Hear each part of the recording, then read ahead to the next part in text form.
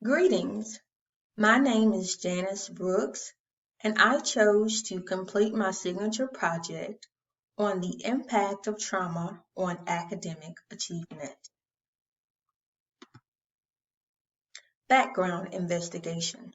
According to the Substance Abuse and Mental Health Administration, trauma affects two-thirds of children by the age of 16. To expound on those details, 8 to 12% of American youth have experienced at least one sexual assault. 9 to 19% have experienced physical abuse by a caregiver or physical assault. 38 to 70% have witnessed serious community violence. 1 in 10 has witnessed serious violence between caregivers. 1 in 5 has lost a family member or friend to homicide. 9% have experienced internet-assisted victimization, and 20 to 25% have been exposed to a natural or man-made disaster.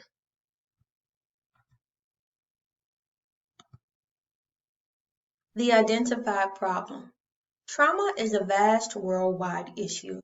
It affects victims in voluntary and involuntary ways in all aspects of life. Physical health, emotions, relationships, mental health, behavior, brain development, and cognition are all trauma-related components that affect student academic achievement. Pictured here is a healthy brain versus a deprived brain.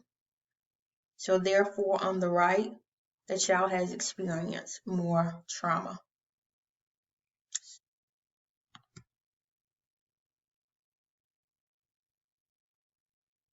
The first tool I utilize to collect data is the Adverse Child Experience Questionnaire, known as the ACE. An ACE score is a tally of different types of abuse, neglect, and other adverse child experiences. A higher score indicates a higher risk for health problems later in life. This questionnaire is a survey for children 18 years and under.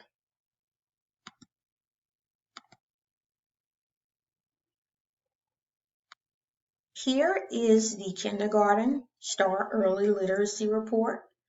As you can see, most students scored in the red zone, which they are at a beginning stage in reading development. Yellow is developing and green is secure.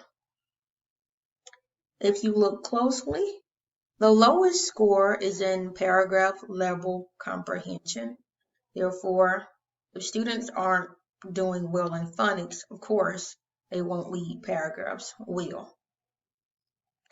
The highest score is the visual discrimination.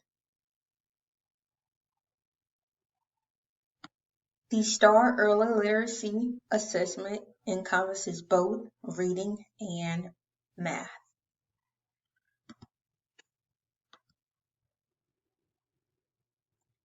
These are the first grade scores from the STAR Early Literacy.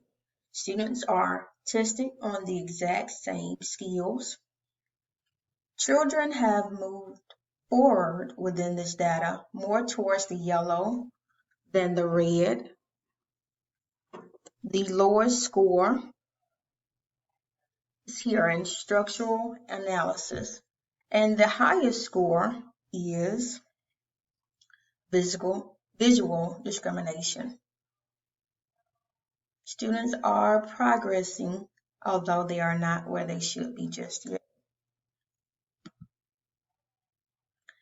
The demographics of this study are below. FES Elementary School is a Title I school. 95.2% of students receive free lunch. 97.4% of students are African American. Hispanics are 1.2%, white 0.8%, and American Indian 0.6%. Participants are kindergarten and first grade teachers, counselors and mentors, Students ranged from ages 5 to 7. There were 19 kindergartners and 24 first graders. Ethical Considerations RRB. This study has been approved by the University of West Alabama's Internal Review Board for the Protection of Human Subjects. This board can be contacted through the office of Mrs. Patricia Pratt. In addition, my research advisor, Dr. David Collum, can be contacted at 314-201-5841.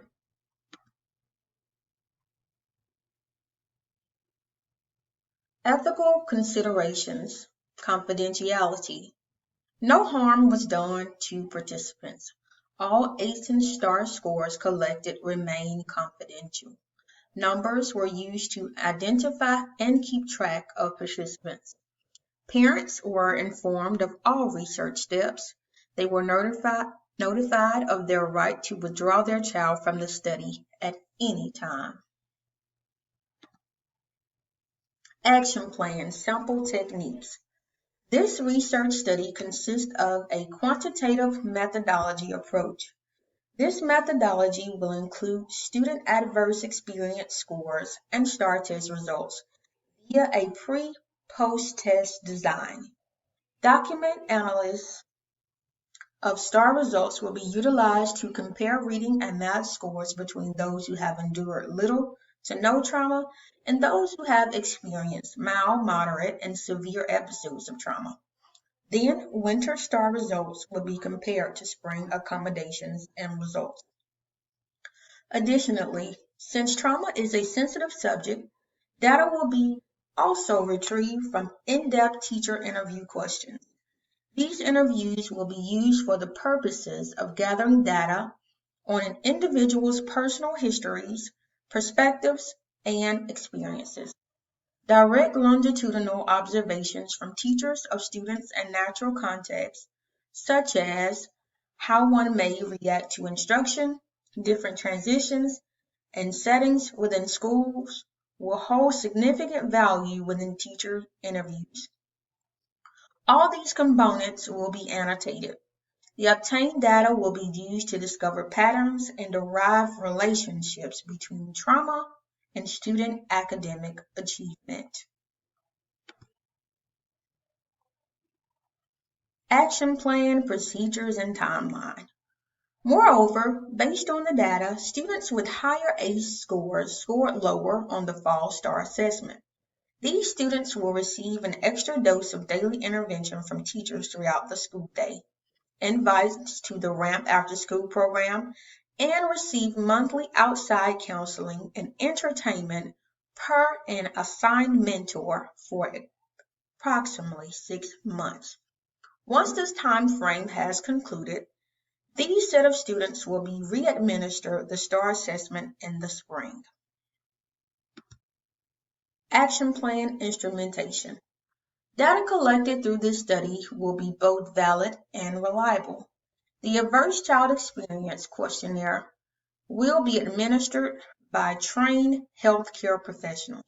Additionally, the STAR assessment is a statewide standardized tool designed to pinpoint student strengths and weaknesses in both reading and math based on a specific set of standards-based skills. The tests are administered to students in isolation of others. Therefore, each child will work independently. Action plan, collaborative efforts. Intervention provided by teachers will involve extra planning for students who are and are not receiving extra support within the classroom. Also, the RAMP Extended Day Tutoring Program will require teachers to obligate more time to students. They must carefully analyze all student STAR results to ensure that they are covering the needed student deficiencies. The RAMP program will also cause teachers to collaborate with teachers both in and outside of their grade levels. Students are usually divided into 2 teachers per their grade level. Yet, if a child is a 5th grader and his or her STAR report indicates a lack of foundational skills within the 3rd or 4th grade, The child will be assigned to the educationally appropriate setting.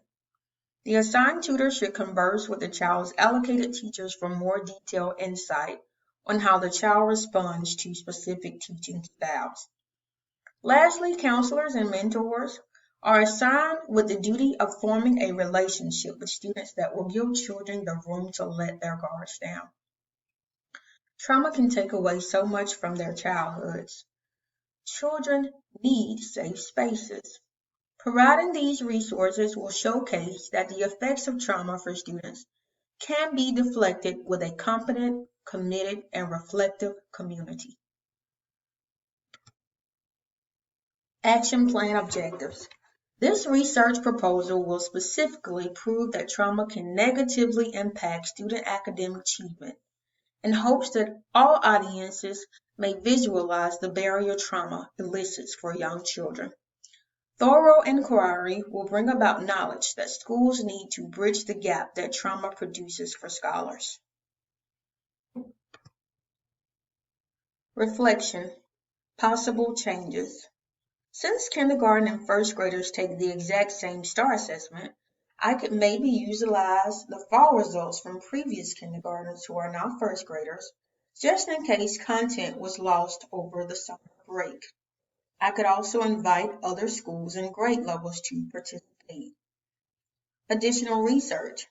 I could investigate a trauma-informed curriculum for students. It would be great to embed within the counseling elective. This way, if students are experiencing or have experienced a traumatic event, they can learn appropriate coping skills. If a child has not had any major stressors, they could be better prepared when and if a challenge does occur. Results. Providing students with the resources, trauma-trained teachers, intervention, tutoring, safe spaces they need will metaphorically rewire their brains to focus and not fear. Solidifying student confidence is primary to scaffolding students as they grow into the most centered beings. With all of the aforementioned strategies, STAR scores should drastically increase. To see student achievement growth, students need to attend school consistently. They should not miss daily intervention nor after-school tutoring. Also, parents need to have children readily available for monthly Saturday sessions with their assigned mentor or counselor. Lastly, students need to be available to take the spring assessment.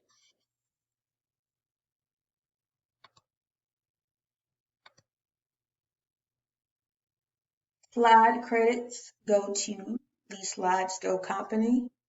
Thank you for your time.